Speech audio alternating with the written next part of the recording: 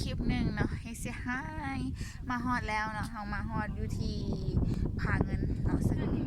ผาเงินก็เป็นจุดชมวิวอีกจุดหนึ่งของหลายๆคนที่ว่ามักมากันเนาะผาเงินเมืองวังเวียงแขวงเวียงจันทน์เป็นอีกหนึ่งสถานที่ท่องเที่ยวทางธรรมชาติซึ่งเราเฮาก็ถือว่าเปิดเนาะเปิดเป็นปีท่องเที่ยวลาวกันแล้วปีท่องเที่ยวลาว2018เชิญชวนทุกคนกันแล้วกันบ่ว่าจะเป็นชาวลาวหรือว่าชาวต่างประเทศเนาะอยากจะมาเที่ยวเมืองวังเวียงนี่ก็เป็นอีกเมืองหนึ่งที่ว่ามีทั้งธรรมชาติอุดมสมบูรณ์ทางธรรมชาติบ่ว่าจะเป็นห้วยน้ำลำเซภูผาป่าดงเนาะก็สามารถแวะส่วนสถาน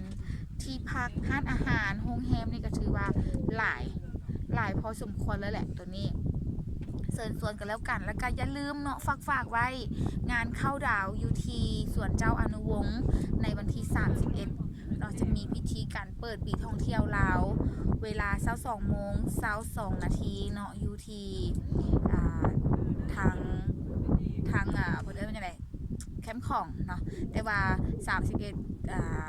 วันที่31นี้ตอน12 โมง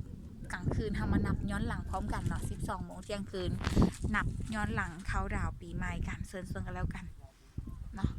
อีกหนึ่งสถานที่ท่องเที่ยวทางเลือกใหม่บาย